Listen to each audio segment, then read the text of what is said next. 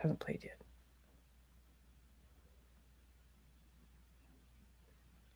You're starting? Mhm. Okay.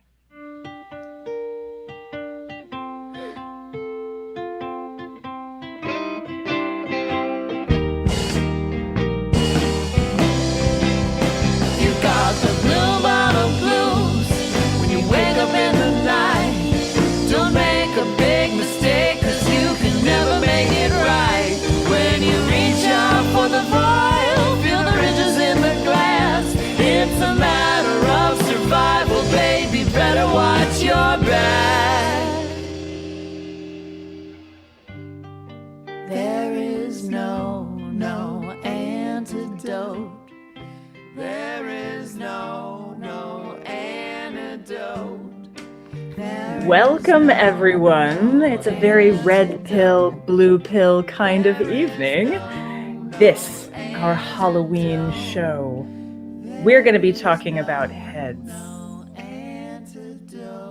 And also possibly a little bit of the Matrix.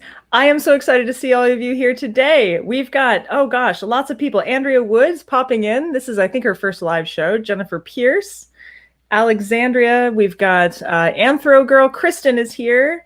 There's lots of, I know I missed a few of you earlier on, up in the list there. So excited to see all of you here tonight. I know that you have lots of ideas, lots of plans within plans. So much to win as well. I picked out the best chocolate. You guys are going to love it. But first, Davey, are we ready for a Halloween show? We are ready for a Halloween show. Not only that, we're in costume. I mean, we Yes, came we are. ready for this one. You think they know? Do you think Yeah, they know let's see. Let's see. Guess, guys. What do you think? Do we know what Davey's doing? I see Does Jessica. this help? Does this help back here? Where is he at? Where's our guy back there? Okay, yeah. I don't think I'm doing it right. I don't think out. I don't think they're supposed to be this decomposed. That's true. I Your think little I'm doing guys. it wrong. Yeah, they like the fresh ones. I gotta say, they like the fresh ones. And Davey, you strike me as a resurrection man. Go, Kristen. I feel like that's been the theme of season 1 has been grave robbing, and it has been. It has been. Oh, Susan, there we go. There's the ist. You know what? I'm glad you said that, Shai. I'm basically both of them. I feel like I could pull off Trinity or Neo, don't you think? In this kind of like, if I could like hold myself in the air, like, or something. We should have tried to do something with that. Yeah, if you have a motorcycle helmet, you're Trinity. If you have a red pill and a blue pill, you're Morpheus. Oh, yeah. We actually looked for candy that I was going to try and do the red pill, blue pill thing, but alas, I did not have it. So excited to see all of you. And Jennifer Pierce is also here in person. So I know some of you are up very late to join us. Thank you so much for being here. I wonder how many of, Sky, sorry, there you go, Skywalker. I wonder how many of you have tried tonight's concoction. Mm-hmm. I have to tell you, did anybody have any problems with the float? Getting this to actually work is not the easiest thing in the world, I will admit. Yeah, Brandy does like to challenge herself on these. I do. So hopefully here's to you and our Halloween show with it's basically a cocktail that it embodies the spirit of Dr. White, right? We've got a little bit of that smoky mezcal on the bottom with some Bad Dog habanero bitters and a little bit of lemon for, professional bitterness between rivals, and then topped with some red wine. You might think perhaps communion wine or something of that nature. And when you sip it, they all mix together, so it's really hard to tell one side from the other. So I felt like that was the way to go. We're going to be talking to Frank Spotnitz, and he's going to be helping us choose the cocktail names. But we had some really good ones in the mix this time, including, let's see, there was a Transparent Soul was one. Yeah, I thought that was a good one. And anyway, I'm excited. You're excited.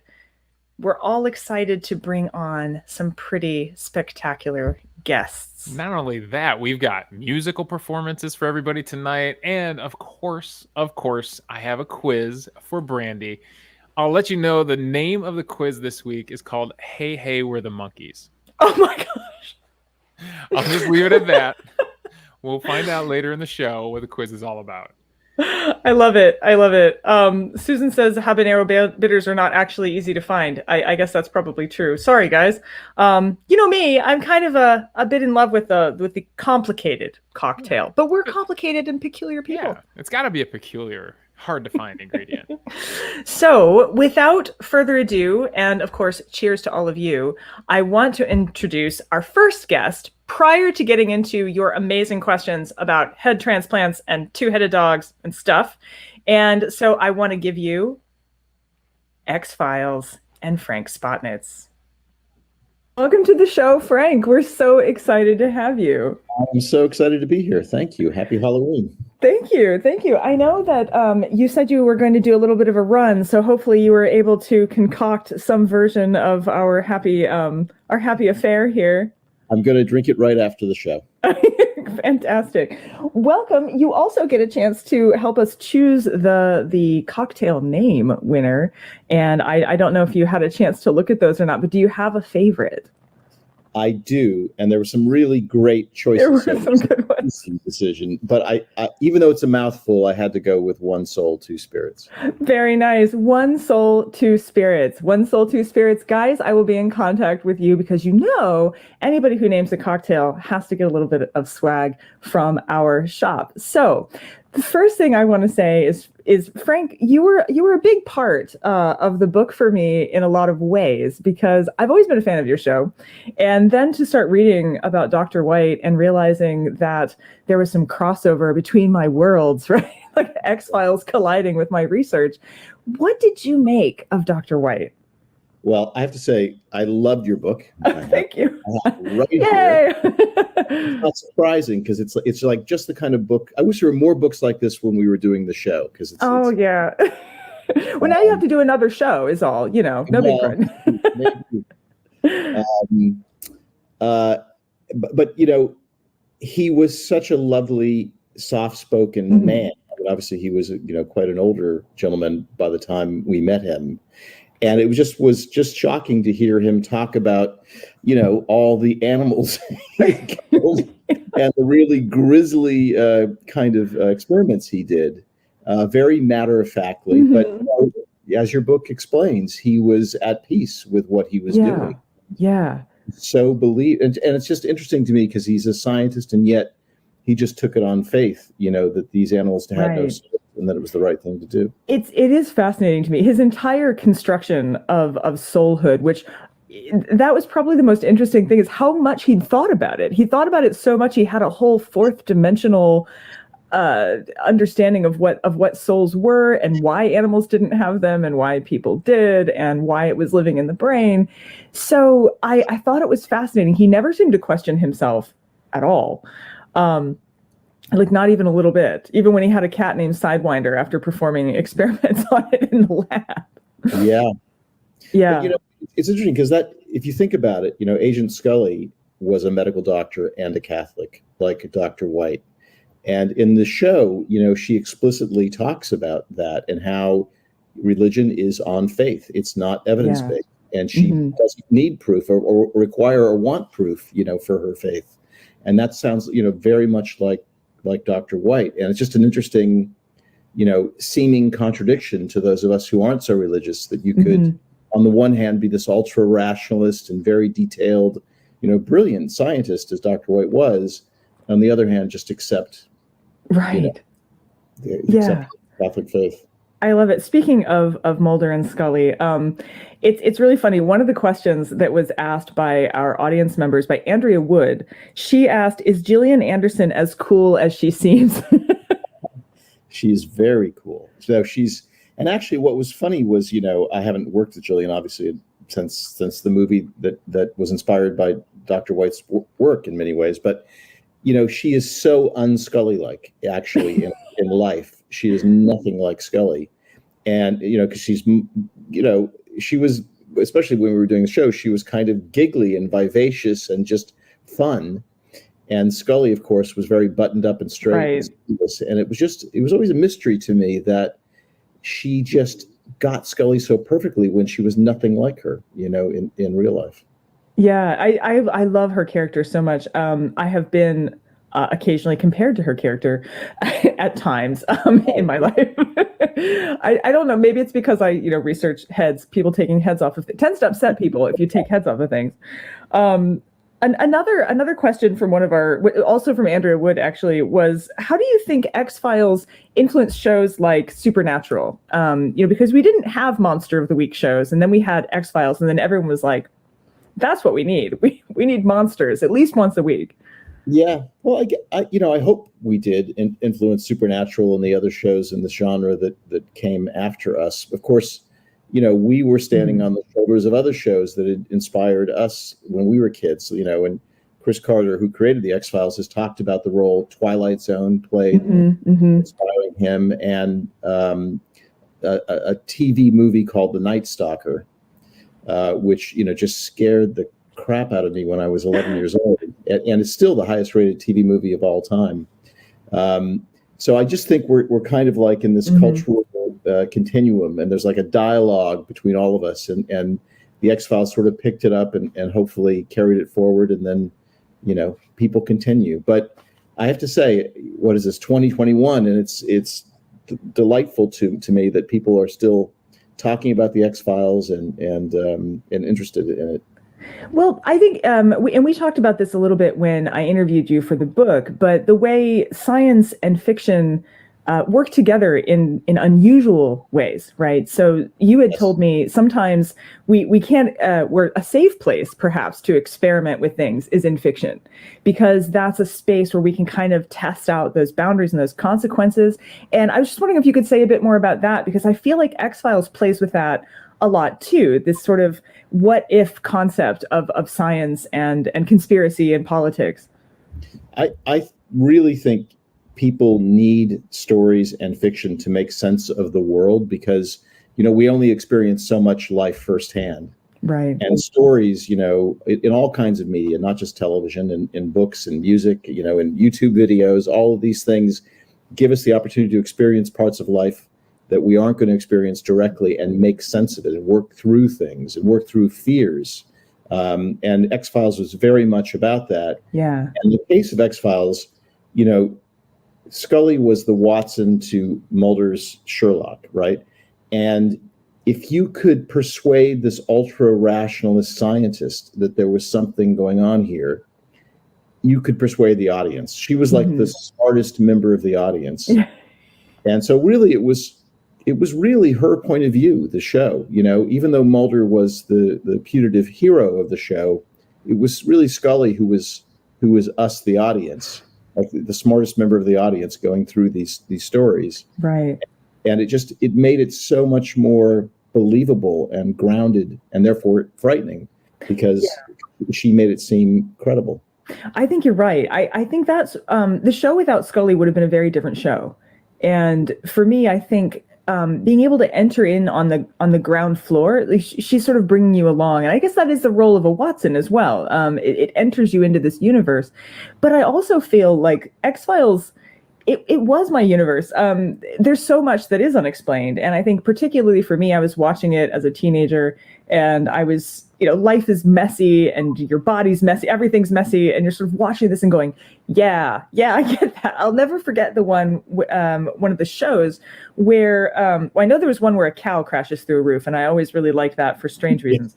That was the Weatherman, right? The Rain King, yeah. The Rain King. But one of the ones that really meant a lot to me was the one where you have an alien community, and they seem a little bit like the Amish community, and the character can change its gender. And I think for me, especially growing up, I just kind of thought, wow, that's such an interesting concept. And then here we are today in 2021, and you have lots more options for people exploring gender. And so there were things that happened in X-Files that feel very now to me, even still.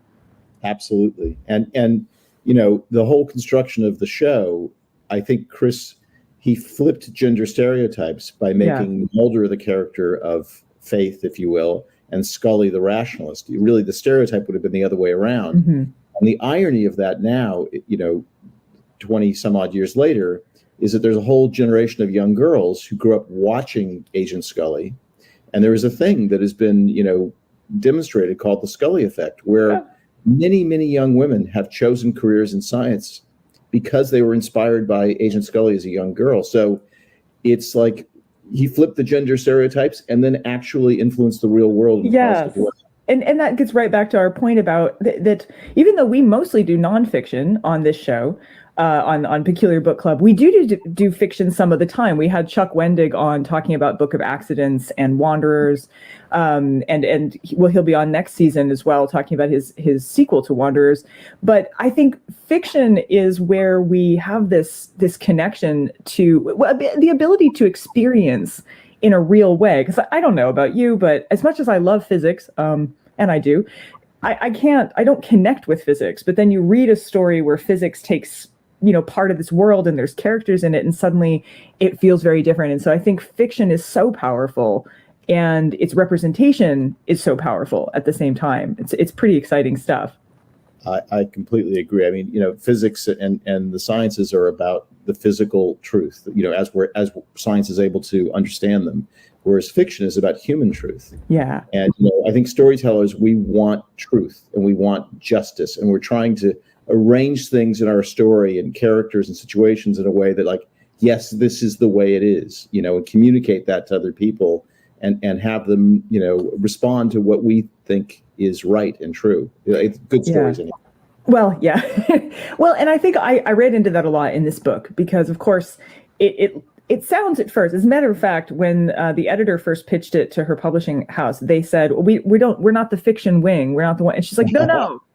This really happened. And I think you had a bit of a situation, wasn't it? One of your researchers was like, hi, the head transplants, those are a thing over here in Cleveland. So for me, there was this question that I had, which I kept hearing about these issues that Dr. White did this and he did that. And I thought, well, this can't be real, but this all must be, it's got to be fiction. It's got to be mythologized. It's, he seems too much. He's friends with the Pope. That can't be right. Well, it turned out that was wrong. He was friends with 2 popes, and it just kept happening. That these things I thought couldn't be real.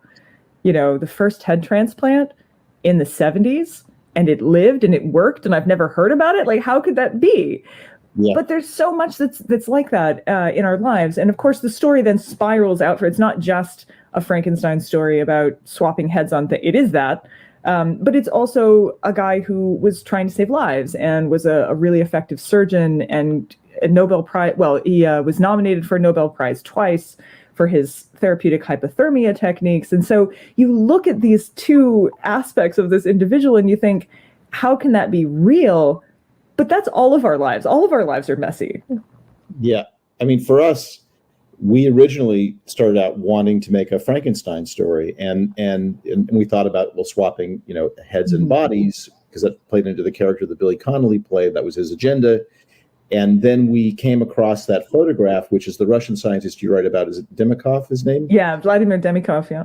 Yeah, and then we discovered Dr. White, and who we didn't know existed, and it was one of those things of like, oh my God, this thing we were imagining is in fact, real. And we didn't know nearly as much as I learned reading your book. But I while it is a bit horrifying, viscerally disturbing, to read about these dogs and monkeys that are mutilated for these experiments, I did find it moving, especially that part in your book where he saves the little girl who has the holes in her skull and the it really makes you think, and I don't know the right answer. And I don't know, I certainly believe in kindness and respect for animals, but, it's an interesting debate, where you draw that line between human life and animal life. Yeah, and I was astonished to see how much the civil rights movement affected the animal rights movement. Like, I just hadn't seen, in a strange way, this story, it started off, I thought it was going to be a biography, but it ends up being a cross-sectional look at all sorts of things that happened, in a really critical time period in the United States, about how we think about life and how we think about death, and can you live beyond your brain? If you can be brain dead, can you be brain alive and body dead? And the answer turns out to be yes, which is almost... I was going to say mind-blowing. It's really hard to get away from using puns when you talk about this book. I couldn't get my head around it. I'm of 2 minds. Sorry. But it's true. And I think if you start asking questions like, can I survive outside of my body? Yeah.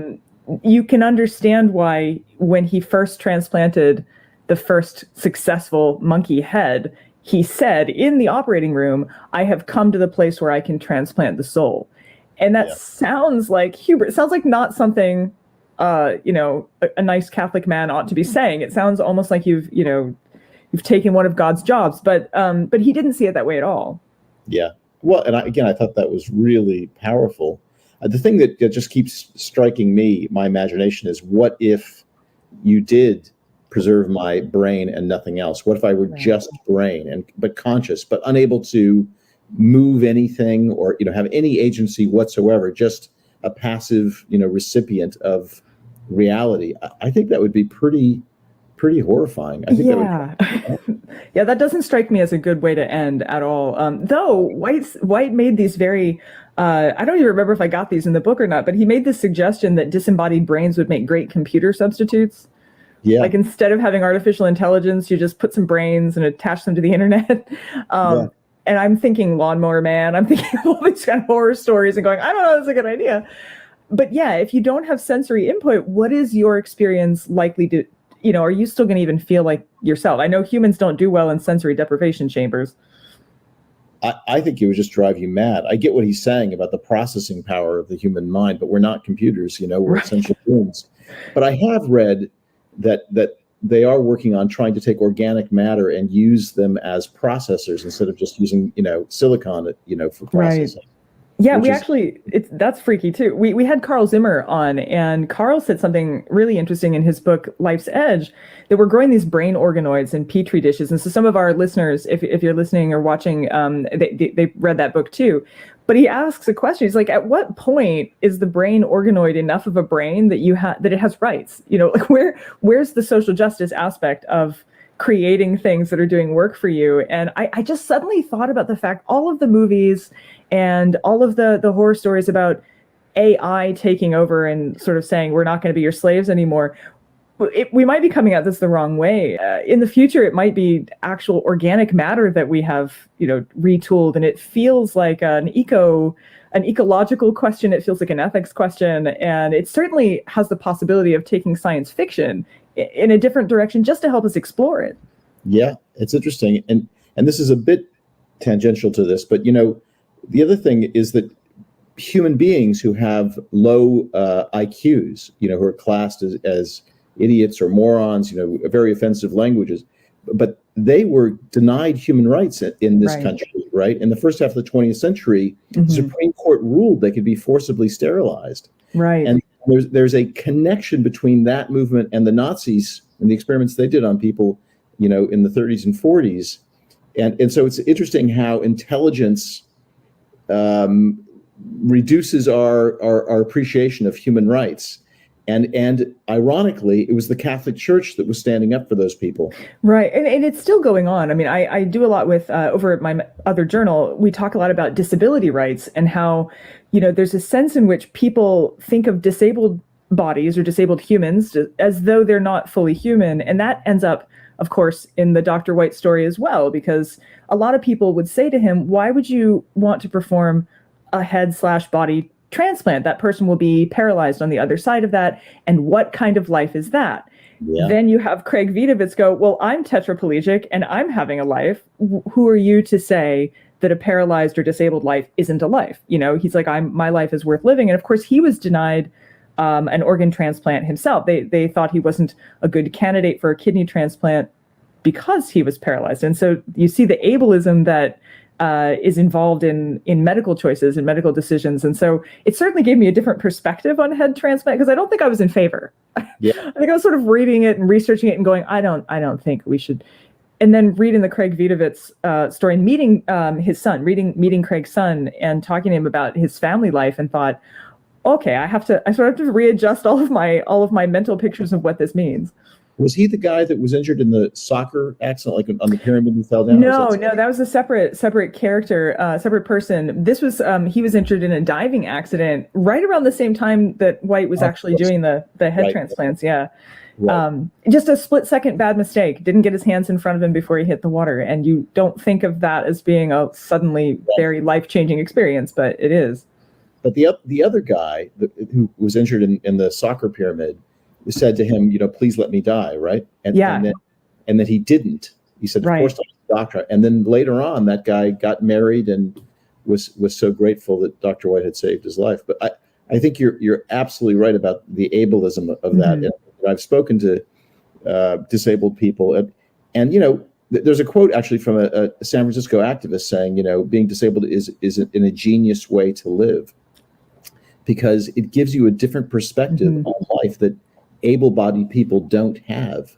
And you're right, there's an ableism to it. There's a presumed superiority that is harmful. In this case, it genuinely has damaging implications for the future of medical science. It does. And the other thing, I think what I wanted most people to walk away from the book with, apart from like, what, this really happened, was the idea that we can't abdicate responsibility for those decisions. And to me, that's what, not just your X-Files, but also some of your other Man in the High Castle, other things that you've done, is that the common person, the everyday average person, can't abdicate responsibility for ethical decisions to someone higher up. Like that's never a good idea.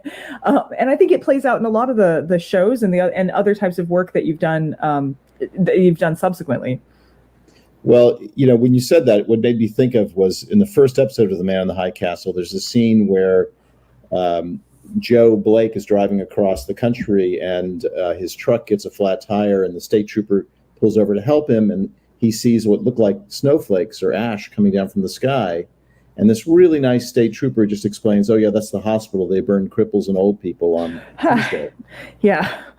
And it was just so horrifying because it was so matter of fact. And, I think, unfortunately, that scene has become even more relevant, since the show was first transmitted, because there is a lack of thinking or empathy about the welfare of others, about people who aren't directly in your lives. And that's obviously a human impulse that has always been with us and probably always will be with us, and something we have to fight against. And, I think, like Brandy, like your book and your show and encourages people to think and be conscious, about science and ethics and personal responsibility.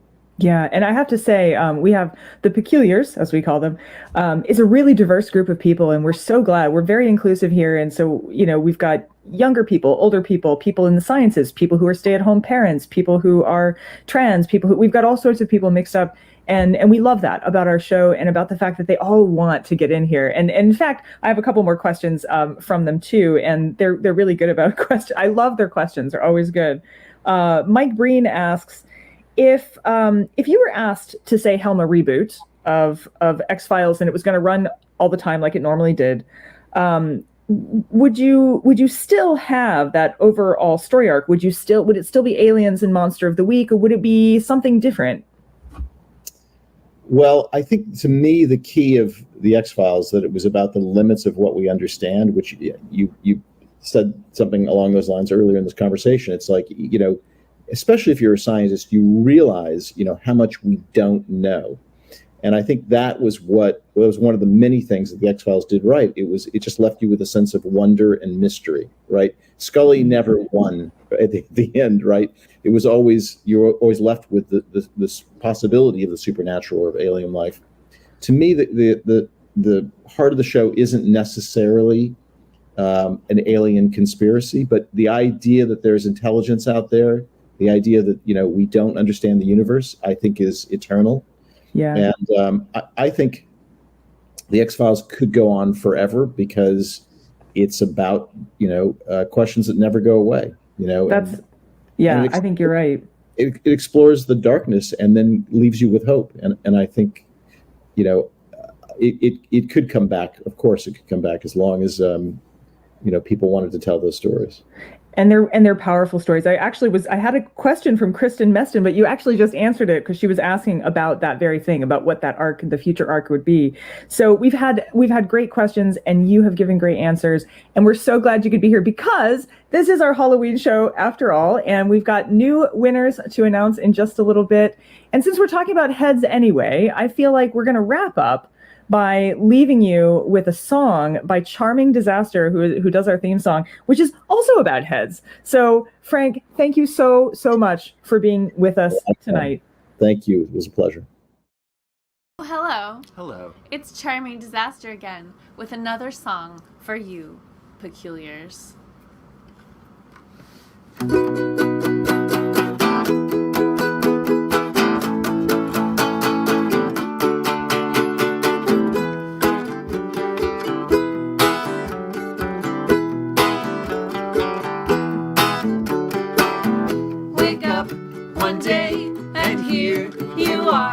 You're just a brain inside a jar. You need some air. You go outside. 10,000 heads are floating by. Disembodied head, disembodied head, disembodied, disembodied head, disembodied head, disembodied. Now what you get is what you see. You're on your own, got nobody. You tell yourself that you'll get by. You have an active inner life. Disembodied head, disembodied head, disembodied, disembodied head, disembodied head, disembodied. It's nice to try to find advice that you can get behind. Put it on ice. You might decide it takes more time to change your mind.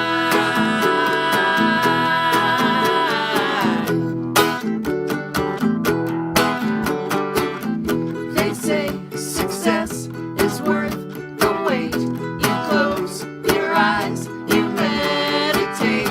The more you see, you come to find all that you are is in your mind. Disembodied head, disembodied head, disembodied, disembodied head. You're a disembodied head, you're a disembodied. It's nice to try to find advice that you can get behind. Put it on ice. You might decide it takes more time to change your mind.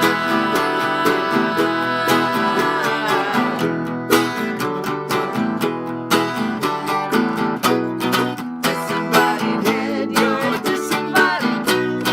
Disembodied head, you're disembodied. Disembodied head, you're disembodied.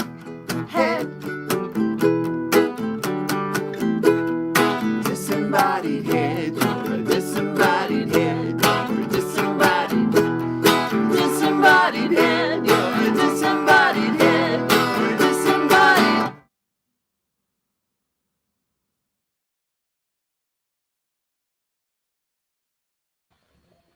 Hello, we are back. That was fantastic. You guys were great. I'm so glad that you were there. I was following the conversation. You guys are amazing. And we're back to talk about my book, but I keep hearing this sound. It's like the spirits are trying to contact me, and I think, yes, yeah, okay, it means we have a winner. That's what it means. Somebody's won a signed book. You've won a signed book with my doodles in it, and it turns out it's Victoria Fraser. Yes, you have won a signed book. Congratulations. Congrats, Victoria. Woo, we need a laugh. We need like a soundtrack of Right, applause. I know you guys are clapping in the distance. Yeah. There's the book. There's the book cover. Obviously available at Loganberry Books if everyone's interested. If anyone doesn't have their copy yet. And congratulations, Victoria.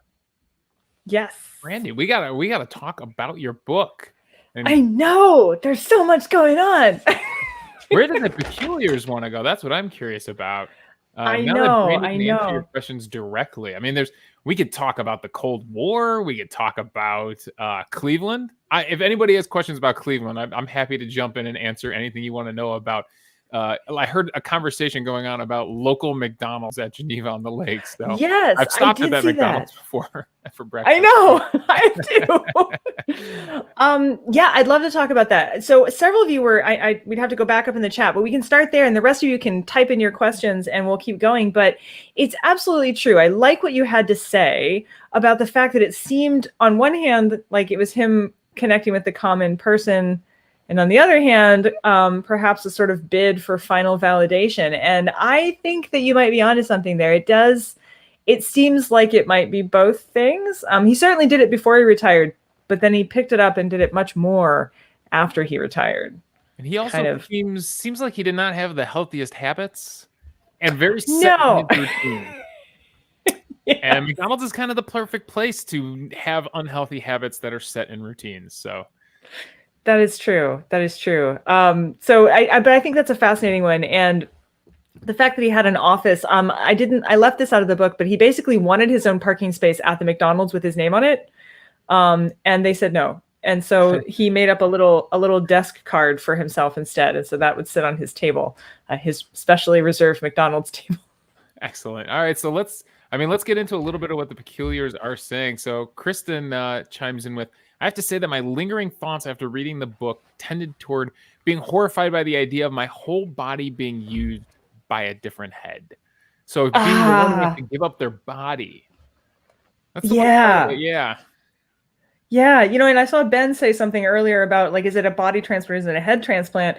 And it's funny because White changed. He said it was a head transplant when it was monkeys. And then when he switched to talking about people, he was like, no, okay, now it's a body transplant. Because you're right. If you say the seat of the soul is your head, then the body, has to go with it. But that's a great question, Kristen. I think it would be especially unnerving if the body itself could be activated if you hadn't severed the spinal cord, right? So it's just like if it was me walking around but with Davey's head. Well, we should have tried to do that with a green screen. That could have been very interesting. Man. But that's your body. They're going to use it for stuff. you're gonna digest food for them. It's a really strange concept. Yeah, I don't know. I kept thinking about why, if we have this head, why are we wasting time attaching it to this human frame when there's other things we could attach it to? I don't know. Maybe I went too sci-fi with it. I was thinking almost like a Terminator body with a human head attached to it. Well, strangely enough, I mean, they are doing work now to try and use neural implants to skip over injuries and allow you to move, prosthetic limbs. I suppose there's a point at which we might arrive at exoskeletons that you could kind of. Isn't that Futurama? Are we talking Futurama now? Boy, I'm sure a lot of things have gone into that territory. I think in your book you mentioned the movie Elysium, right? I did, because he does have the exoskeleton in that one, and we're not that far off from that, believe it or not. It's a slightly different tangent, but it's true. Wow, there's so many questions going by. Davey, are you catching all of these? I am catching them. Yeah, Alexandria knew what we were talking about. She's like, "What mad science do you think is going on now?" I actually heard a lot of it in the other work I do, and I interview people about things they're doing, and the electrical stimulation stuff that's going on right now is real. It is legitimate. The things in the book, they are really working to not only that, human fusions, like keeping the human involved with the machine. Right. Yeah, that's in the process. Well, this is the whole brain organoid thing again too. Jennifer, following up on that, Canavero being the strange science that's happening now that might be a little bit on the fringe there, and I find some of the things he says to be a little bit unnerving. He claims that we can do this now, and he's not totally wrong. Though his patient, he had somebody lined up, much like Craig Vidovitz, but his patient backed out, and I think maybe it's a little different when it's going to happen. It's one thing when it's sort of theoretical. Yeah, Kristen was mentioning Futurama. Yeah, pretty much every book we've done, I've thought about Futurama and those kinds of jars. I think there was a question from Mike about the Cold War here. When researching the Soviet angle, did you discover any other behind the Iron Curtain medical weirdness that would warrant a book or at least a podcast episode? It certainly could warrant a podcast episode. Wow, so much stuff. But the reason that it was so much stuff is because they were behind, not ahead. So, do you remember when we read Frankenstein? Or I'm assuming you've read Frankenstein, right? But one of the problems, and we talked about this in our last episode, one of the problems was Victor Frankenstein had been reading like alchemists and stuff that had been largely debunked. And he'd missed the new science and got attached to the old science. And so that's why he decides to build the monster. A kind of weirdly similar thing was going on in the Soviet Union. By closing themselves off, they were also deeply in debt after the Second World War. They had massive casualties. Then you had a lot of people getting arrested and put in gulags for some reason. So there were some real problems. Scientists didn't communicate well with each other. They didn't communicate with the outside world. So they thought things were possible that regular science had moved beyond. For instance, they thought that you could transplant organs the same way you graft plants. Our Demikov, who did the two-headed dog, he didn't understand that there was organ rejection, which was something that was actually quite well understood by most of the places in the West. And so he thought that if you just grafted that head in there and you did it enough times, eventually one of them would take. And so you had some strange stuff happening, but partly because they were wrong about what they were doing. And I guess one would eventually take, because you'd accidentally get the blood type right and not know it. And it'd have to be like a little clone dog or something. But yeah, I mean, it is a very peculiar, it's all up our alley. Trust me. There was the whole lungs breathing on their own. There was the heart beating on its own in a jar. They were releasing these videos. Some of them were hoaxes. It's a wild time, the Cold War. While we're talking the Cold War, how did Dr. White survive the Cold War? Like, how did he make it out of that whole thing and not become a political prisoner or something? It seemed like he was just able to go freely back and forth. Yeah. And he was he had quite the personality. I think partly he had a lot of charisma.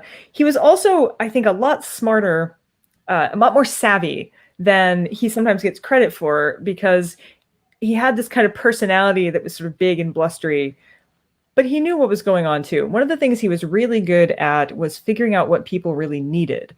And he understood that what they needed in the Soviet Union were better medical textbooks and better facilities. And, he was willing to provide some of that.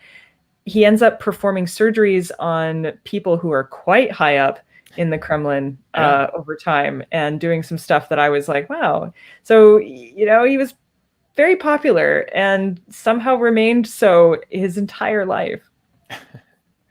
Yeah, that was interesting to me. And I guess the Cold War kind of changed its focus, it seemed. You kind of let that trail off in the book and moved on to other things, because I'm guessing they got focused on different things by the 80s, time the 80s rolled around.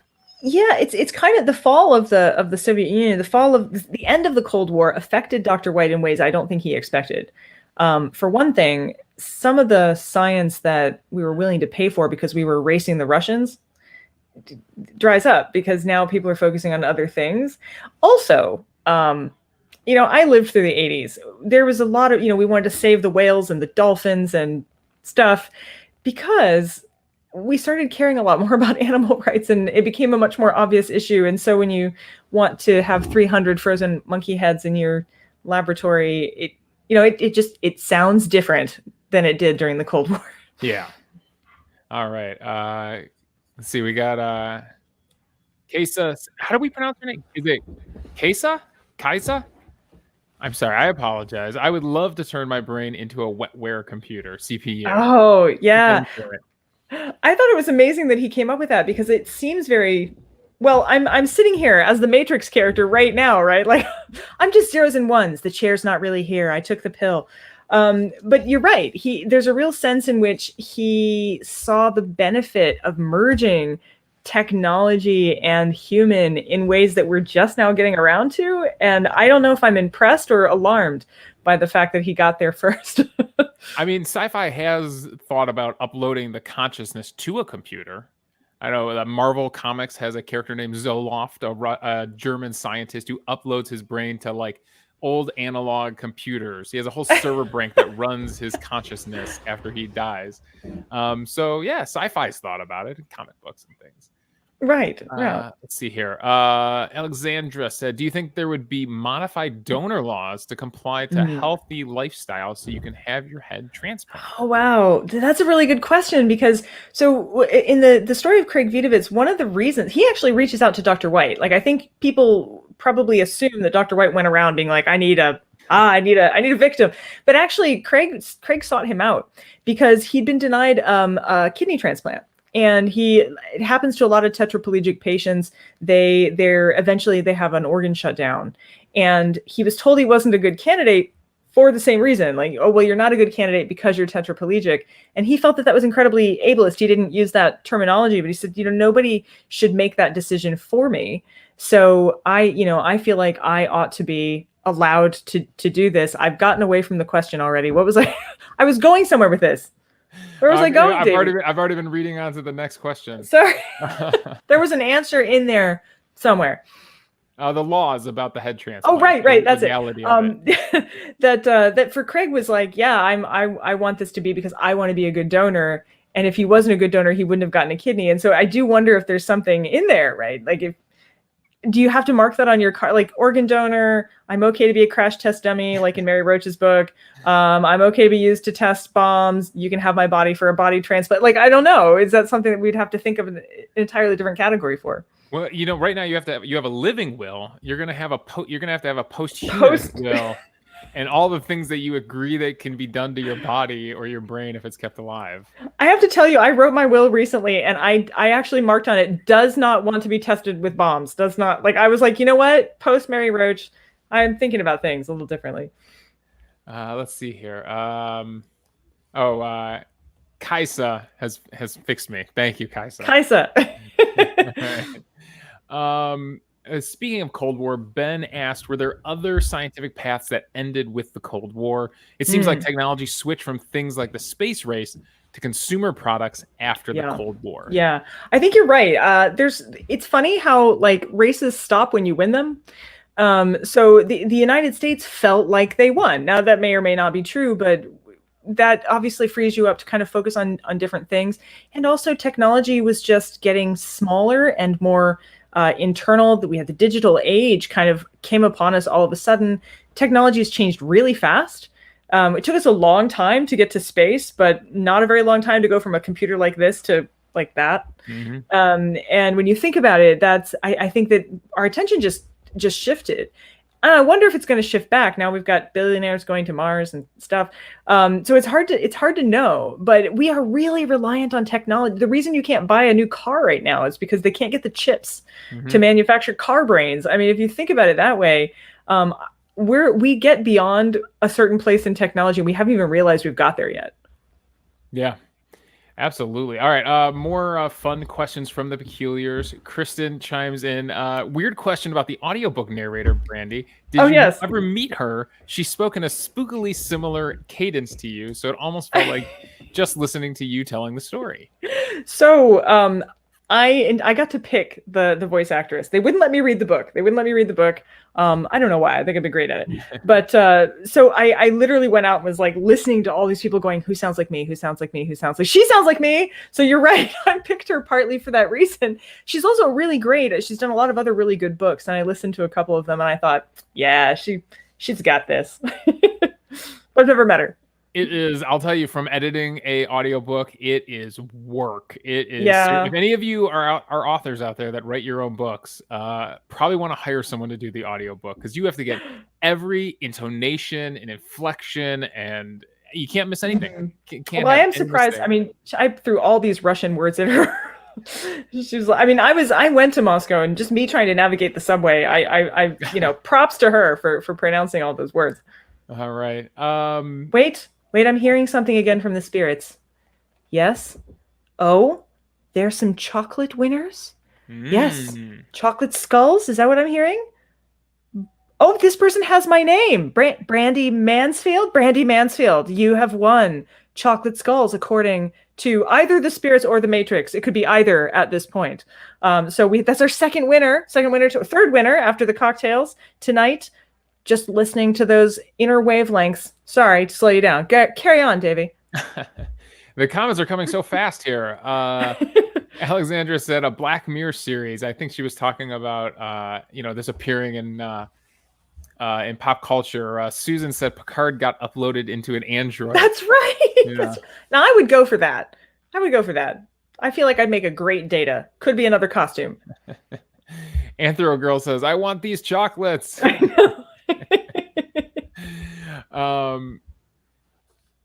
Interesting. Susan said the space race was more about delivering the nuke than exploration. Was certainly about sideways technology. Happened a lot with that one. Yeah. And I think still probably does. I'm not sure that it's just love of Mars that is driving the current interestingly shaped rockets to space. Kaisa says, what? I love it when authors read their own books because I know the inflection is right. That's yeah, true. It's true. Well, I have to tell y'all, Mary Roach reads Fuzz, and I've been listening to it, and I'm loving it. I sort of feel like she's hanging out with me in my living room. I'll tell you, the inflection might be right, but you can't imagine the hours they spent in the recording booth getting that inflection I'm right. sure. It was a workout. Oh, Tori just joined us. Tori, she's here. Oh. Hello, Tori. You've made it. Greetings. Technology will fight us sometimes. It will. Don't worry. There's lots to go. We've got there's still winners to come too, Tori. And Jennifer is quoting you here. We must take care not to invent the train crash before the train. It's good advice. If you can follow it, is the trick. I feel like science does that sometimes, though. Sometimes we do have to work backwards and figure it out. Yeah. Oh, I'm seeing a couple here. I think I just saw one from Kristen talking about being more sympathetic to Dr. White than she thought she would be. I ended up being that way too. I had days where I just thought, oh, you. And then I had days where I was like, oh, you. So it was all over the place. I did as we were wrapping up and I watched the audiobook minutes tick down and saw we were getting to the end. And you kind of let us know that the surgery was never going to happen or White was never going to get to perform it. I was thinking to myself, it's almost such an unsatisfying ending to this journey we've been on with this man. How is Brandy going to stick the landing in this book and kind of leave us with something to go out on it? I think you did. I think you did when you extended the science and what's going on today and the jumping over the spinal column and stuff like that. It was a nice way to show like this journey didn't get all the way to where it was supposed to go, but other people have picked up the journey. It's true. And I've actually become fascinated. I ended up being friends with a couple people who work in this neural net technology, and it's mind-blowing. I cannot get away from using that stupid term because I realize it's a terrible pun, but it is true. Like the fact that they can implant things into your head, basically writing code for your brain. It sounds very Star Trek. Yeah. All right. Let's see here. Ben said, is he continuing he's continuing there it is. the conversation. Isn't that the job of a regulator? Yeah. We can't uninvent technology, so regulation laws and other social conventions or contracts is all that can protect us. It's true. And in a way, I feel like that's kind of the surgery never happens. But not because it was illegal. I think that's the thing that everyone just assumes the government stepped in and was like, okay, no head transplants. We don't do that. But that's not true. Experimental surgery tends to be regulated by individual hospitals in ways that is surprising to me. And I actually double checked it because I thought that can't be right, but it's true. That means that you just have to get a particular hospital to agree that the experimental surgery has value that is life-saving and potentially could be useful in the future. And so therefore, the fact that it didn't go forward wasn't necessarily because of regulations. It's almost like stuff has to happen and then you come up with regulations. And that's the scary bit of all of this. So you need to have all this ethical apparatus kind of ahead of time. Excellent. Reminds me of Coach Sylvester. Can't put toothpaste back in the tube. I've tried. And Kaiser says, call me when they can write the serotonin code for my brain zone. Susan's with her on that one. Me too. So yeah, Alexandra, I see she's talking about IRB and FDA. Yeah, we do have regulating bodies, but you can't regulate a non-thing. Well, you can. That tends to be a congressional thing. So it just so happens I did a sideways study into cloning, like one does. And they stopped cloning before it could get going, human cloning. They went ahead and they made a law, blanket sort of congressional, we're not going to do this. But that's pretty rare. Usually you have to invent something and then someone goes, I could see how that could hurt people, because it's hard to figure that out before it exists. And for a lot of people, they still don't believe that a head transplant is possible. I guess it depends on what you mean by possible. Possible or a good idea. Sustainable. All right. Skywalker chimes in with, adjacent to the topic, there was recently, 2018, a man who was arrested for using CRISPR. They call it CRISPR on embryos without permission. Yes, that's true. He was. But he wasn't arrested for doing it. He was arrested when it became a public phenomenon. So this is one of those really interesting stories. When it broke, everyone was like, oh, wow, he did this thing and he got arrested. No, he did it like 2 years earlier or something. Really long. Maybe it wasn't 2 whole years, but it was an extended time earlier. And everyone was kind of like, no, that's fine. And then it blows up as a story. And all of a sudden, everybody starts poking under rocks and going, did you check all the boxes for this? Was this? Then he gets arrested. So he was to blame, but he's also a little bit of a scapegoat for institutions that kind of let stuff slide and didn't regulate it as well as they should have. All right, so that brings up an interesting question then. Bringing that back around to Dr. White, what do you think the trajectory of his life and his work is if he doesn't engage with PETA, if he doesn't write the articles, if he just does his science and focuses on his science and doesn't go for the fame? Mm-hmm. Ooh, that's a good question. Yeah. Like, could he have just quietly gotten away? Like, I don't know. His personality would never have let that be a thing. Like, he loved the spotlight so much. I don't think Dr. White would be Dr. White without his bravado mixed in. And sometimes it served him well. And I think as he got older and we became a different kind of culture and society, I don't think it served him very well. All right, fair enough. And Jennifer, since I mentioned PETA, we'll bring up Jennifer's question here. She said, I actually found myself analyzing my feelings about PETA. I supported them in college, more neutral feelings as I aged. Then after reading this book, I have more negative feelings, really? Surprisingly. Yeah, you know what? It's funny. I ended up getting to know Ingrid Newkirk pretty well through the course of writing this book. I ended up having to interview her several different times. And I really ended up liking Ingrid Newkirk, the founder, quite a bit, but still feeling a little dodgy about the things that actually happened, brought more broadly. I do think we need animal experiment, but I told this story not too long ago that in some ways the conflict that happened between science and animal activism turned out to be a good thing for both science and animals, because animals got a lot better regulation. And a better regulated animal is a healthier, more well-adjusted animal, which is actually also a better scientific experimental animal. And so it's interesting how that worked out. And I think it's a little bit of a checks and balances system. And I mean, inherently, when you write a book about Dr. White, he kind of becomes the hero. Or anti-hero. The hero's journey with him, or the anti-hero. And it just makes PETA, because they're on the other side, seem like the enemy in the book, right? Yeah, we play up almost the aggressiveness that they had towards him. And so therefore, I could see how she started to feel a little iffy about PETA from the interactions with Dr. White. Right. Though, again, they weren't entirely wrong. Ingrid had this wonderful, I asked her, I said, White really felt like he was your main enemy. And she was like, he was just some guy. He was just one of many people that we were. And it made me realize just how much he had placed them as an important thing in his life and himself as important to them, which may have been different from their perspective than his perspective. Susan said, I think PETA then was different from PETA now. I remember the lab break-ins, most of them weren't PETA. Yeah, That's you did true. mention there were a lot of active groups that. And the bomb threats weren't PETA either. I did find out who that was. I thought it was inappropriate to put a name in the book, but it turned out to be one person that was making those calls, and he wasn't affiliated with PETA, actually. He was an animal activist, but not affiliated with them.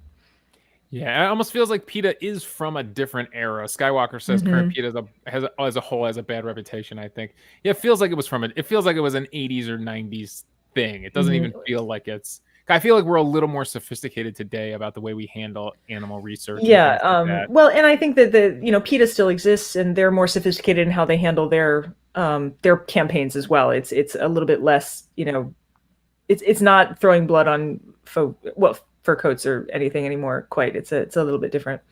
I think this is interesting from Susan. I think it illustrates the bubble he was in. Was he, it seemed like he had a whole floor at Metro to work on, but it didn't seem like he had a lot of interaction with the rest of the Metro staff. Was he kind of in a bubble doing this?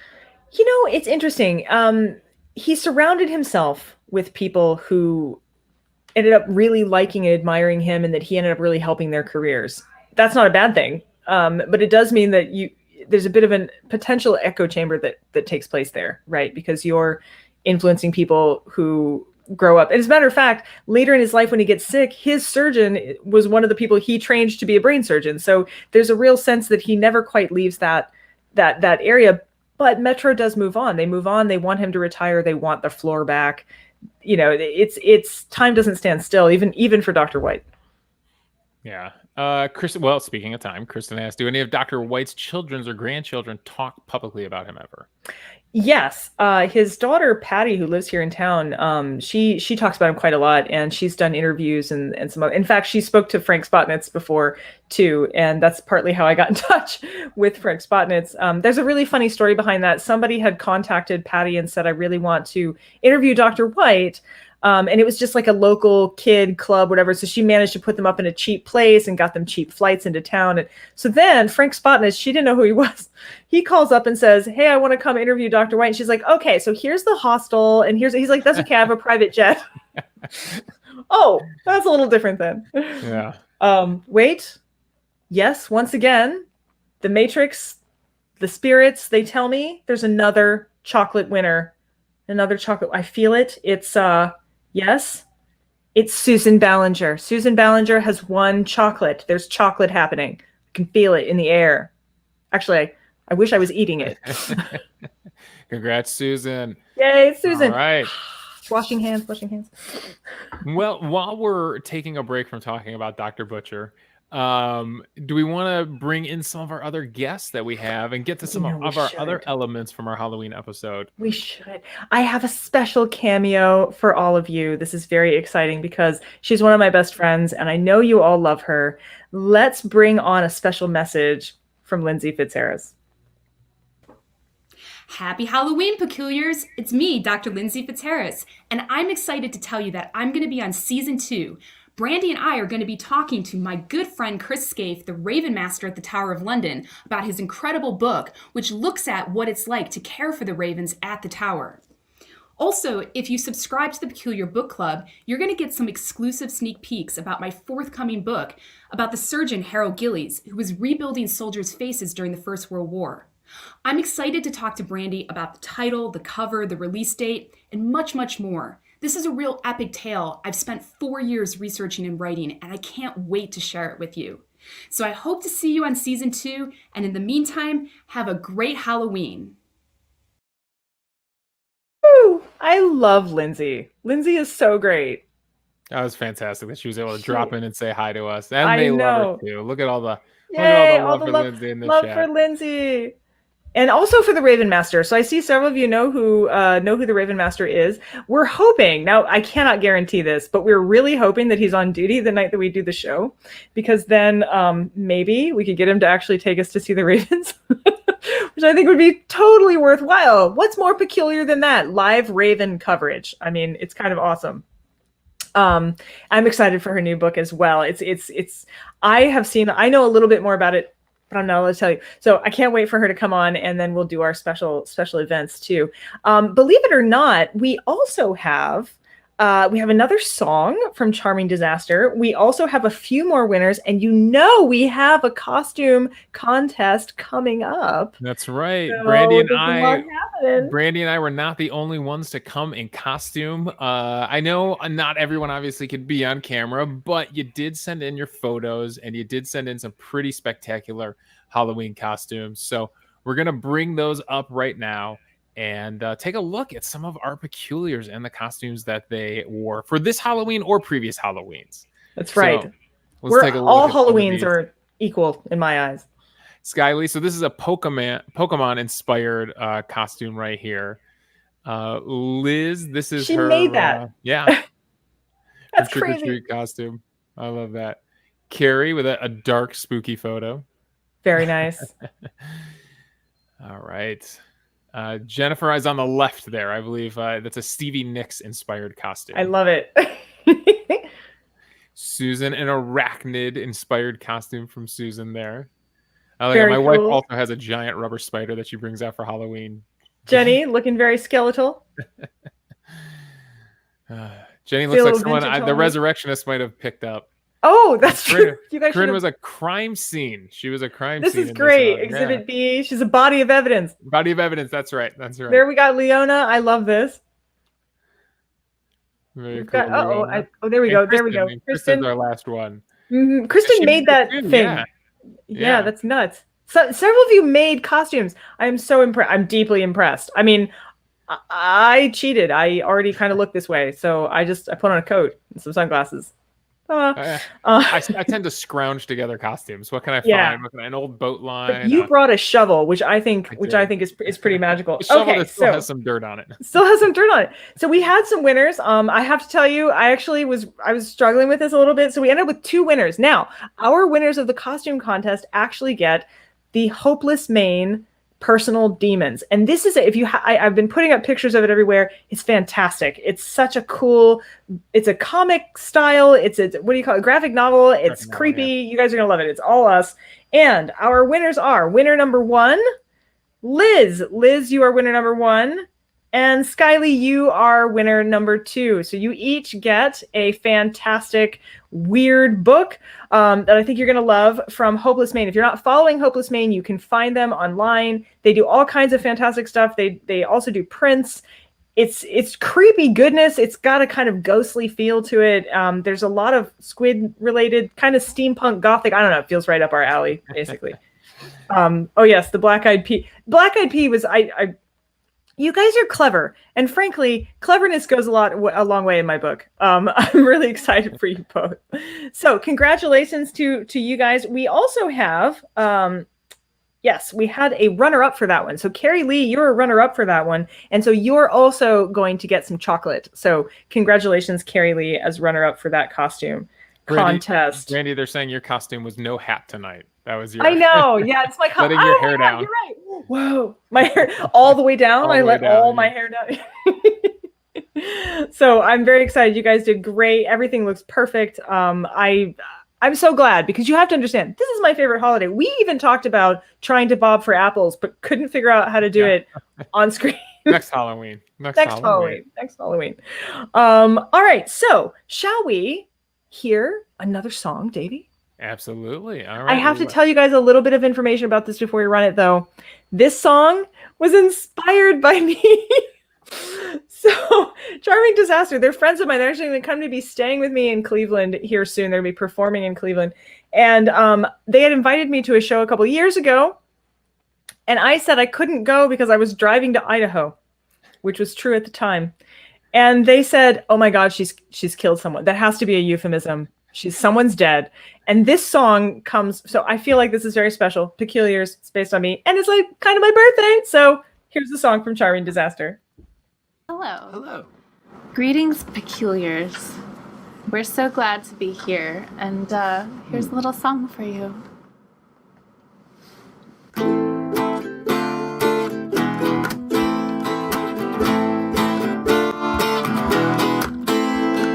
Be my bride of Frankenstein. Girl, I want to make you mine. I give you a shiny rock.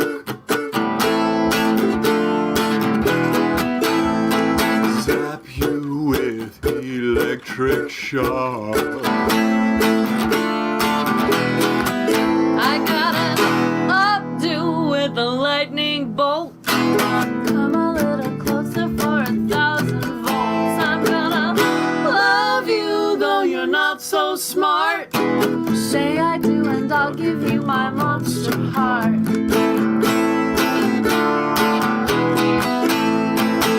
Eagle and the doctor said, someday, son, you'll still be dead. Good woman is hard to find. Make me want to make her mine.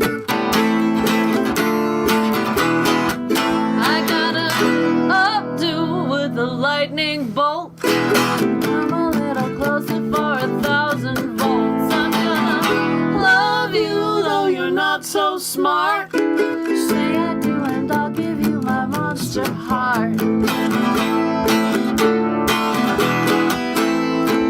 Fire bad. Put away your pitchfork, baby, don't be mad.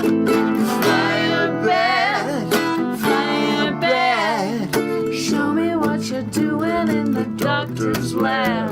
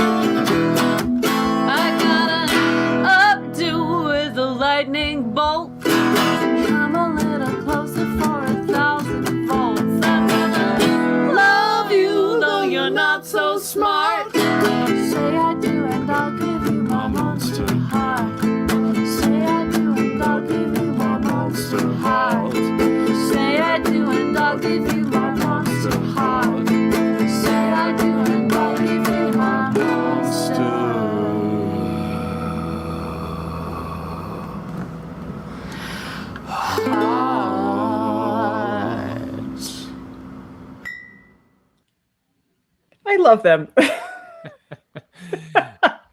I like Fire Bad. I love that they got that into the song, frankly. That's great. I agree with Kristen. Updo with a lightning bolt. That is a hook right there. That is it really is. It really is. I saw several of you suggesting that we ought to do it like an entire Brandy themed album, and I agree with you. I think that I feel like that's a Kickstarter campaign we could probably run. So I know what time it is. It's time to be quizzed. Time. Yeah, it is time to be quizzed. All right. Now, Peculiars, remember, I need all of you to play along in the chat and help Brandy out here because, yes, the quiz is about monkeys, but it's about all kinds of monkeys. And we are going to start, though, with Hey, We're the Monkeys. The minute we started this, I was like, I got to get the band The Monkeys in here somehow. Oh, my God. So we're going to start with which song was the most successful single on the Hot 100 charts for the TV show / rock and roll group The Monkees? Was it A, Daydream Believer, B, I'm a Believer, I couldn't leave her, C, Last Train to Clarksville? Okay, I need help. Peculiars. I'm not a Monkees person. Here. We'll give him a second. We'll give you a second. Give you a second. So Daydream Believer, that was that like right? There we go. I need someone to sing this. Daydream Believer. Oh no, I've got people downstairs in the peanut gallery yelling things at me.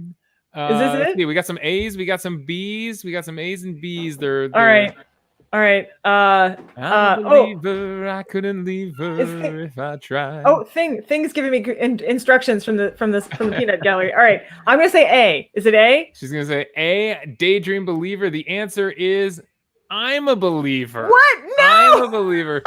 You were wrong, Thing. Was wrong. They were all #1 hits. I'm a Believer was at #1 for 7 weeks in 1966. I'm a Believer. Is that the When I Saw Your Face one? Yeah. I know that one. Smash Mouth. Daydream Believer spent 4 weeks at #1, and Last Train to Clarksville did hit #1. That is so funny. I like it when you had the thing up there. I feel like I'm peeking over the hiding behind it. I know. Yeah, I wish we could move us up a little bit, but alas. No, I like it. I'm like. All right. Question number 2. All right, now we're switching to movies this time. So Since 2000, because the article I found only went back to 2000, and it's hard to find this information, this is the top grossing movie starring, featuring, or about a monkey. Okay. Would it be? And top grossing I'm movie. saying monkey loosely. I know it's not. All right. Scientists will correct me on species and things like that. I'm using the term monkey very Okay. loosely here. Was it A, Dawn of the Planet of the Apes, which is one of the remake series? B, Okay. The Hangover Part 2, which, if you remember, featured, I believe, a capuchin monkey for a lot of the story. Okay. Or Okay. C, the animated kids film Space Chimps. What What are they saying in the chat? I don't know. What are you guys saying over there?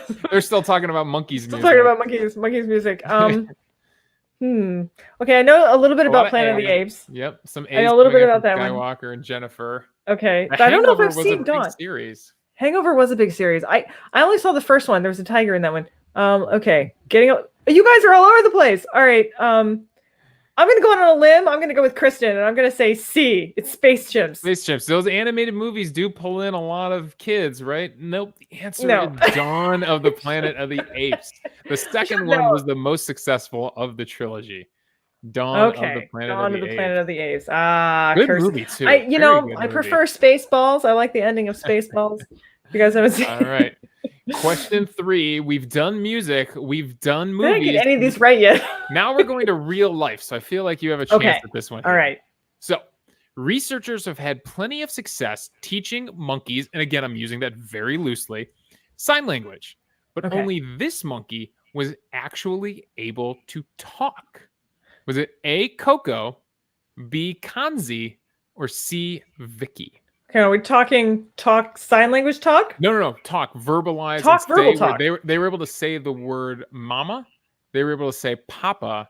They were able to say Uh-oh. cup and up. They were able to get 4 words. Okay, now I know Coco was the massive sign language person. Lots But of like, oh boy, they're all saying Coco. they're all right saying there. Coco, Yeah. but I thought Coco was only sign language. I don't know who Vicky is. I thought Vicky was the evil space robot in iRobot. Could Davey be throwing a curveball in here at the end? Oh boy. You guys, I'm gonna go with your. I hear there's an oops. Not oops. Okay, Leona. Leona's telling me that's an oops. A is an oops. Cornelius. Cornelius was from Planet of the Apes. Yes. That's my brain. Coco did have a kitten. I've stumped Oh my Kristen. gosh. Kristen is stumped. Okay. You guys are not helping. Did Coco have a doll? We know what kind of pet she had. All right, you guys, I'm gonna Kanzi. She guesses Kanzi. The answer is C. It was Vicky. Vicky. So Vicky was a robot. Coco was the one that was very famous for sign language. Was on Mr. Rogers. Was on TV a lot. Had a pet. Kanzi learned how to communicate via symbols. So they gave her symbols, and she would show symbols that represented words. And she actually had grammar. She used grammatical structure. Vicky, they were able to train her. Apparently, they have much thinner tongues than we do, and their larynx is shaped differently. So they obviously make sound, but it's very hard for them to produce words. So they had to move her lips to get her to say mama, but then she said the other 3 words all on her own. Okay. So I gotta look this up now. Yeah, Vicky was able. You to learn talk. something new every time you come to one of our shows. This is why you come here, right? Yeah. This is why we're here. I'm blown away. I did not know there were actual talking monkeys. I do have a couple. Now it's up to you guys. I don't know if you want to hear these. I have some weird stories about monkeys in the book. Do you want to hear about this? I would. I'm always up for. You want to hear about this? Okay. So a couple of strange anecdotes. One, for those of you who have read the book, I do slightly mention this, but it's kind of sideways. The monkeys really hated Dr. White a lot. They did not enjoy him at all, which I kind of understand. But he had a student, a residency doctor, and his name is Norman Taslitz, and I ended up talking to Norman. Norman's quite aged, quite elderly now. And I asked him what it was like because he was there that day, the day that they performed this head transplant. And for those of you who might be tuning in and you haven't read the book, this is a real transplant of heads. They took a head from monkey A and they put it on the body of monkey B, and you had a new creature that was A and B. And it was just vascular, they weren't able to reconnect the spinal cord, but it lived for about 9 days. They rehooked all the plumbing. They rehooked all the plumbing. But what it proved is that your head, your brain can live outside of your body. It can live after your body. So we know that you can be brain dead, right? Your body's alive, but your brain is not there. It turns out the opposite is also true. Your brain can be alive and thinking and boop, ba-doop, ba-doop on the little graph paper, but your body is not there. Okay, so they had these heads, and they had done quite a few of these things, and not all of them were successful. And Norman Taslet's job was to babysit the lab at night, because there were living monkeys there that acted as blood donors, and so they had to be fed and taken care of. So it's about 2:00 in the morning. Norman, he's sitting there.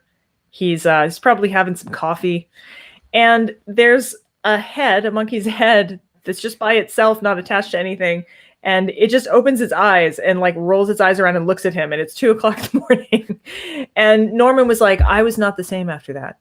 So this is a man who's 87 years old. He's like, no, my life was different after that. That was a thing you don't forget. Norman. They broke Norman. Yeah. So I think about that sometimes. And on one hand, I'm amazed. I'm astonished. It's crazy. On the other hand, I'm deeply troubled by the fact that there were animal heads hanging out like that in the lab. And I'm also deeply troubled about the idea that one of them might wake up. I mean, it sounds like a horror film. What's Susan Ballinger? Nope. Yeah, that's pretty much, that would be my response as well. No, that's when you stand up and walk away. Now, I asked Norman, I was like, did you stay? And he's like, well, it was my job. And I was like, oh, okay. Did you have any trouble staying awake for the rest of your shift? No, I didn't. I wouldn't have either. So that's one anecdote. I also have a brain anecdote. You may have read this already in the book, but I feel like it's worth repeating. The practical joke Dr. White played on the police officer with the cow brain. This is the cow brain story. Okay, so Dr. White, being a bit of a prankster, used to go down to the West Side Market here in Cleveland to pick up cow brains for his students to dissect, which makes sense. But he's there one day with his children. His son Michael's with him. And there's a car accident outside. It must have been a reasonably bad one. An ambulance came and took the people away, and the car was still there. And a police officer was late arriving. Let's pretend he was getting coffee. I don't know. But anyway, he arrives and he's late. And he looks around. He's sort of like, what happened? Where is everybody? And Dr. White, I don't know what the inspiration was here, but he taps his son Michael on the shoulder and he says, all right, I want you to take this calf's brain. It's wrapped in paper. And I want you to run it up to the police officer and say you found it in the bushes and it belongs to one of the accident victims and he needs to rush it to the hospital. So Michael runs up, it's like, I have a brain. You must do something with his brain. And so the police officer it doesn't occur to him that he's being, because why would it, frankly? So he grabs the brain. He's like, oh no, jumps in the car, lights are on, driving down to the hospital. Meanwhile, Dr. White's not done with this man. He calls ahead to the hospital and he says, okay, there's this policeman coming in. He's got a brain. He's going to be real upset because he thinks it belongs to an accident victim. So he's prepared them. Police officer arrives at the hospital with cow brain. By the way, cow brains are huge. You really should be able to tell. But okay, he walks in and he's like, I have a brain for an accident victim. And the receptionist, completely deadpan, says, for which accident? We've had a couple. There's a couple of brainless bodies hanging out. I don't know which one's this for. And this happened to this poor man. No one ever disabused him of this notion. I assume he went to his grave going there was this day, and I had to bring this brain back to this human. And of course, Dr. White enjoyed retelling that story. And his son was basically the one who told me about it. Michael's like, I had to take this brain. So yeah, you should read the book. There's a lot of that in there. I feel like if you're going to prank somebody like that, having a kid do it, that's what steals it. If he worked up there, 50-50 shot it works. Sending Michael in, that's something else. And he did do pranks quite a lot, but that is my favorite because I just feel like, and Michael was just like, yeah, that was a thing that happens sometimes, these are things. Well, he pranks the one reporter, was it, with the dog? Waking the dog up from the dead? That was the priest. No, the priest. He messes up a priest. Yeah. No sacred cows or cow brains for that matter. So Yes, so that's Dr. White, and there's a lot of those anecdotes in the story. He had a lot of life. He did a lot of strange things. It was a fascinating book to write, and I'm really glad you guys enjoyed it. If you have any last questions, I'm ready to take any last questions that you might want to throw my way. Medical pranks are a bit too weird for me. Kristen says, yeah, I'll go with that. I mean, if you're in the profession though, don't you have to keep it light a little bit?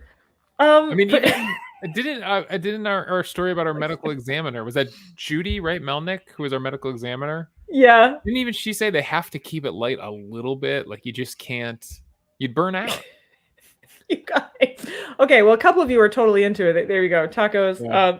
You're right. No, I agree. I think that there's a lot of, he lost a lot of people. He had his hands in a lot of people's brains. I think it's important to remember he saved people's lives. Yeah. And he lost people's lives. He went to mass every day because he felt like that was a good way to sort of cleanse his soul, really, afterwards. And he did believe in the soul. He believed in the soul very, very deeply. And I think we all believe in something, that there's something that makes us ourselves, whether we call it a soul or not. There's an animating spirit that we believe is us.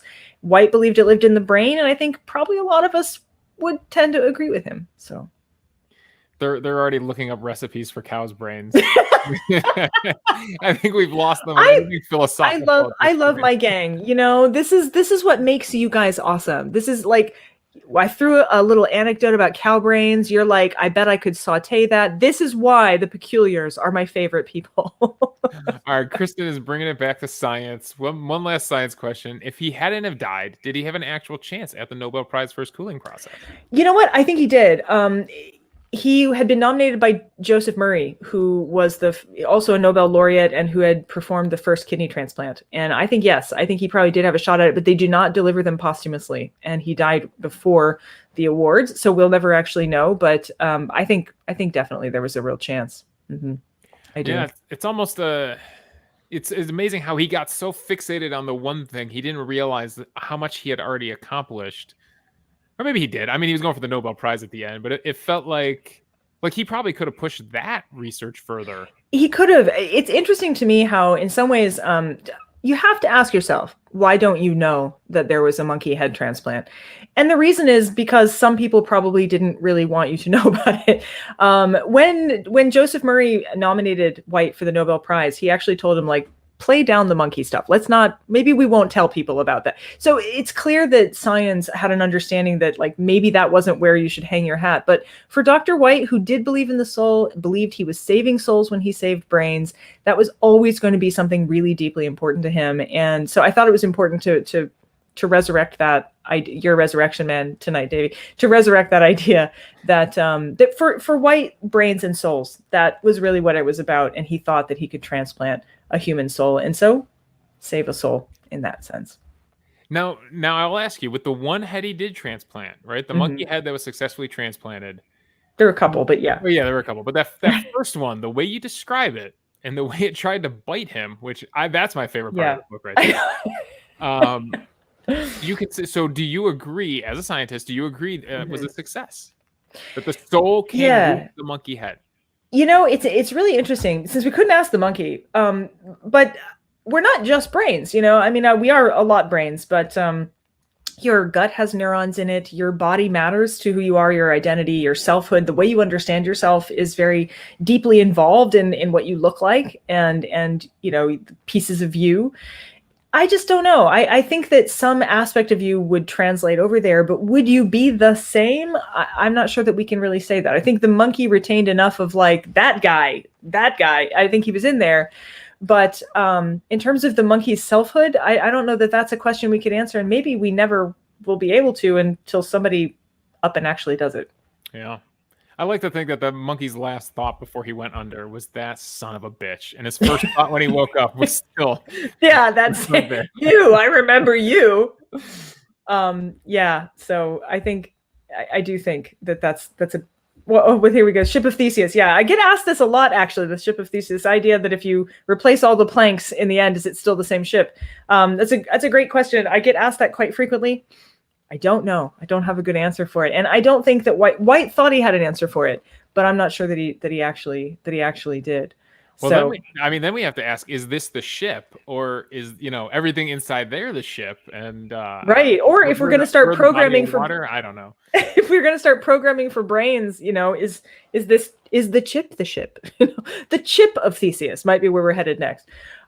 So yeah, this is why I love this show, frankly. And speaking of this show, I have a couple of announcements for you guys, and then we'll be wrapping up our beautiful Halloween experience. One of the things is that we are selling subscriptions now, and the subscriptions do matter to us to help us keep us going. It helps us keep other tickets available for donation. Please do subscribe. We've got lots of fun swag, gifts, and prizes. And we have our own shop now. So it's peculiarbookclubstore.com, and you can buy things that they actually live in my basement. So I'm literally shipping them to you. Helps us keep a little bit better quality control. We've got some really cool new swag, including book totes, and they're the good heavy duty canvas kind. I made sure you could pack like 8 books in there and they're still okay. So that's coming to you too. Even more importantly, this is now also going to be available on podcast. Thanks to Davey. This is yay, Davey. More hand washing. But yes, we're going to be running this as a podcast as well. And if you are joining us later on down the line as a podcaster, don't forget, if you want to be part of the live show, you also need to register, and then you can join the Peculiars live and ask us questions live, which is super exciting. So I hope you guys will check us out in both the audio and the visual capacities. It is really exciting to be able to spread our wings in this way.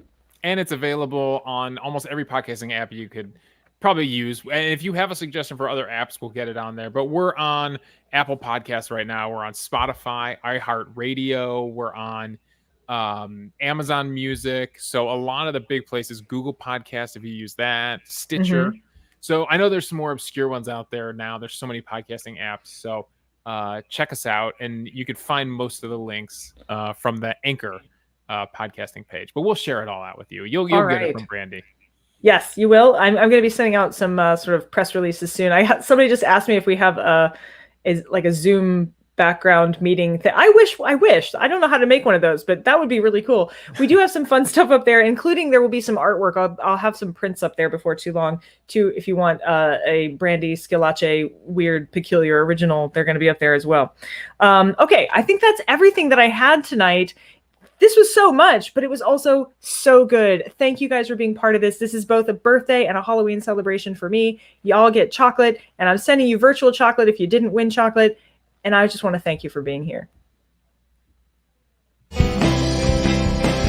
got the blue bottle blues when you wake up in the night. Don't make a big mistake, 'cause you can never make it right. When you reach out for the vial, feel the ridges in the glass. It's a matter of survival, baby. Better watch your back. There is no antidote.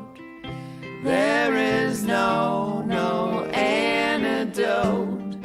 There is no antidote. There is no